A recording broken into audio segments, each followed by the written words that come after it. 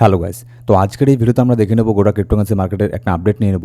আর এখানে দেখুন গতকালকে কিন্তু ইউএসের যে আপনার ফেডের তরফ থেকে রেজাল্ট এখানে বের হয়ে এসেছিল। কী রেজাল্ট বের হয়ে এসেছিল সেটা কিন্তু সাথে সাথে আমাদের যে টেলিগ্রাম গ্রুপ আছে সেখানে আমি জানিয়ে দিই।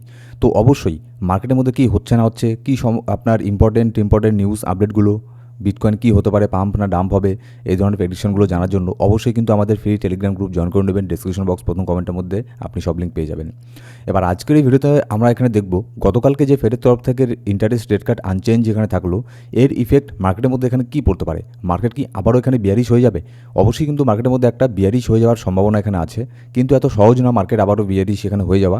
কিছু জিনিস এখানে আছে, কিছু ব্যাপার আমাদেরকে বুঝতে লাগবে। আমরা সেই সব জিনিসগুলো বুঝবো।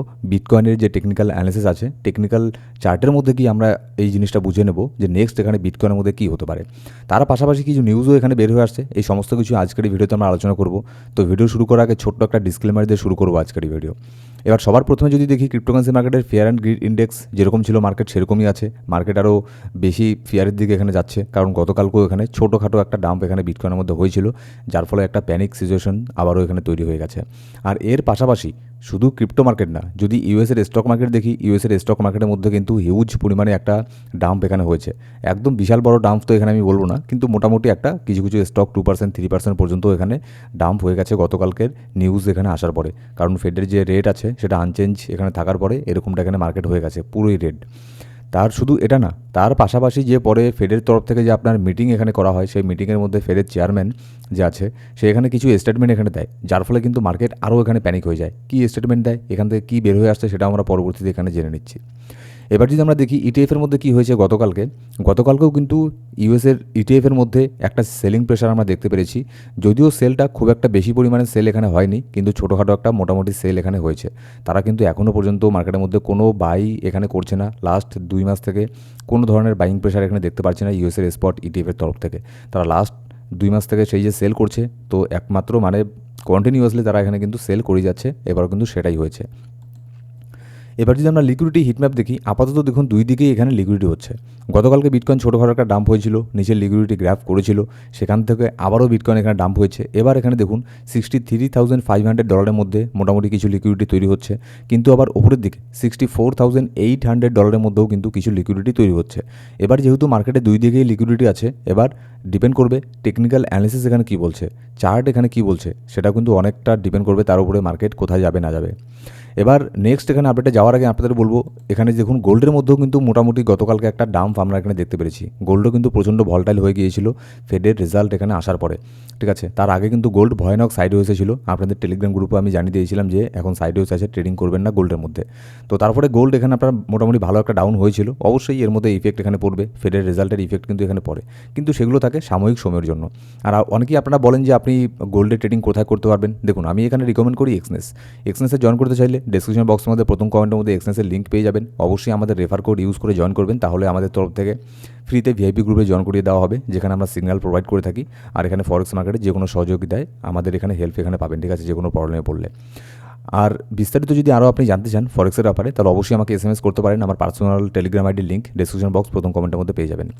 এবার এখানে গতকালকে দেখুন ফেডের তরফ থেকে রেজাল্ট যে আছে সেটা কিন্তু আনচেঞ্জ যে ছিল সেটা আনচেঞ্জই এখানে করা হয়েছে, ঠিক মানে না রেট এখানে ইনক্রিজ হয়েছে, না এখানে রেট ডিক্রিজ হয়েছে। এবার যদি রেট এখানে আপনার কমতো, তাহলে কিন্তু মার্কেটের মধ্যে বিশাল একটা ডাম্প এখানে হতো। সেক্ষেত্রে বিটকয়েন $2,000 $3,000 ইনস্ট্যান্টলি এখানে ডাম্প এখানে হয়ে যাওয়ার চান্সও এখানে ছিল, কারণ মার্কেটের সেন্টিমেন্টও কিন্তু একটুখানি খারাপ ছিল, ঠিক আছে। কিন্তু সেটা হয়নি, কিন্তু ফেডের যে রেট আছে সেটা আনচেঞ্জ এখানে থেকেছে, না এখানে বেড়েছে না এখানে কমেছে। এটাও কিন্তু একটা খুব একটা বুলিশ ব্যাপার না, এটা ধরুন একটা নিউট্রাল একটা ব্যাপার। তো যেহেতু মার্কেটে এখানে সেন্টিমেন্ট খারাপ, তো সেই জন্য মার্কেটের মধ্যে এই নিউট্রাল ব্যাপারটাকেও মার্কেট এখানে নেগেটিভভাবেই নিয়েছে। একটুখানি এখানে বিটকয়েনের মধ্যে এখানে ডাম্পও এখানে হয়েছিল, এই পর্যন্তও ঠিক ছিল। কিন্তু তারপরে ফেডের যে চেয়ারম্যান আছে সে এখানে যখন এখানে মিটিং এখানে করে, স্টেটমেন্ট এখানে দেয়, সেখান থেকে বোঝা যায় যে নেক্সট হয়তো এর পরের যে এখানে ফেডের রেজাল্ট এখানে বের হবে, ঠিক আছে, মিটিং হবে, তখনও হয়তো এখানে রেট এখানে আপনার ইনক্রিজ নাও এখানে হতে পারে। তো এর ফলে কিন্তু মার্কেট আরও এখানে বেশি প্যানিক হয়ে যায়, এটা একটা কারণ। তারপরে এখানে যে ইউএস ইরানের যে এখানে কনফ্লিক্ট চলছে সেটা তো এখানে আছেই। কিন্তু তাদের এখানে কোনো কিছুরই ঠিক নেই। এক এক সময় এক একটা নিউজ এখানে আসছে। যেমন দেখুন নতুন করে আরেকটা নিউজ এখানে বের হয়ে আসছে, US and Iran president sign ceasefire agreement. US আর ইরানের যে প্রেসিডেন্ট আছে তারা এখানে সিজফায়ার এগ্রিমেন্ট এখানে করেছে, সাইনও করেছে, কিন্তু but Trump says he could still resume attack. Trump এখানে আবারও কি বলেছে, সে কিন্তু এই পিস ডিল সাইন করলেও ট্রাম্প কিন্তু আবারও এখানে অ্যাটাক এখানে করতে পারে। কোন ক্ষেত্রে অ্যাটাক করবে, যদি এখানে ইরান আবারও এখানে অ্যাটাক করে তাহলে সেক্ষেত্রে ট্রাম্পও কিন্তু এখানে অ্যাটাক করবে। এরকম মানে এই ধরনের স্টেটমেন্টের জন্য মার্কেট কিন্তু আরও এখানে প্যানিক এখানে হয়ে গিয়েছিল একটুখানি। এবার আরও কিছু এখানে আপনার নিউজ এখানে বের হয়ে আসছে, কিছু সোর্সেস থেকে একটা নিউজ বের হয়ে আসছে যে ইরানকে যে এখানে আপনার $300 বিলিয়ন দেওয়ার কথা ছিল ইউএসের, যেটা পরবর্তীতে ডোনাল্ড ট্রাম্প একদম ডাইরেক্টলি ডিনাই করে দেয় যে না, এরকম কোনো $300 বিলিয়ন দেওয়ার কথা কোনো কিছু হয়নি, আমরা ইরানকে $300 বিলিয়ন দেবও না।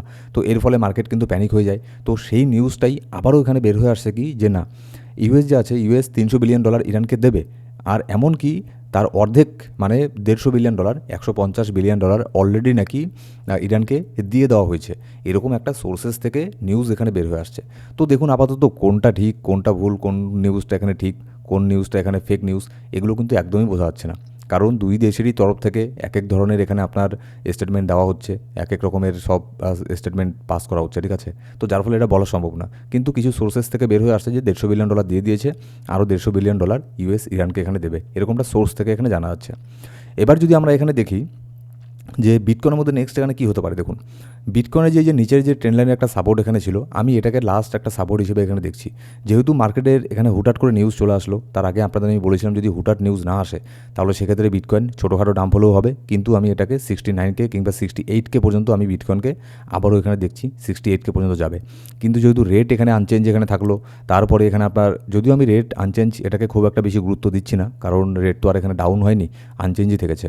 কিন্তু তার পাশাপাশি ইউএস ইরানের যে এখানে এগ্রিমেন্ট হয়ে গেছে তারপরেও এখানে আপনার নেগেটিভ স্টেটমেন্ট আসছে, এটা একটা কারণ ছিল, যার ফলে এখানে একটা বিয়ারিশ সেন্টিমেন্ট, ছোট্ট এটা খুব একটা বড় তেমন কিছু না, একটা বিয়ারিশ সেন্টিমেন্ট আমরা এখানে দেখতে পেরেছি।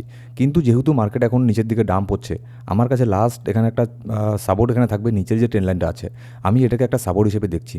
যদি এই সাপোর্টের আশেপাশেই বিটকয়েন এখনও আছে, আবার বিটকয়েন চাইলে একটু নিচের দিকেও এখানে নামতে পারে, কিন্তু এটাই দেখার নিচের এই সাপোর্টটাকে বিটকয়েন ধরে রাখতে পারে কিনা। যদি বিটকয়েন এই সাপোর্টটাকে এখানে ধরে রাখতে পারে তাহলে আমার এখানে ধারণা মার্কেট এখান থেকে আবারও এখানে পাম্প এখানে করবে, মার্কেট উপরে যাওয়ারই চান্স এখানে থাকবে। কিন্তু যতক্ষণ মার্কেট এই যে সাপোর্টটা আছে সাপোর্টের উপরে আছে ততক্ষণই মার্কেট এখানে সেফ আছে। কিন্তু এটাকে যখনই মার্কেট এখানে ব্রেক করবে তাহলে সেক্ষেত্রে কিন্তু আমি আর এখানে বলবো না যে 68K আমি আবারও এখানে দেখছি। কারণ দেখুন এটা হচ্ছে একটা স্ট্রাকচার, এই স্ট্রাকচারটাকে যদি মার্কেট এখানে ভেঙে দেয় তাহলে তো এখানে সেক্ষেত্রে আর পাম্প হওয়ার এখানে কোনো প্রশ্নই এখানে উঠছে না, ঠিক আছে।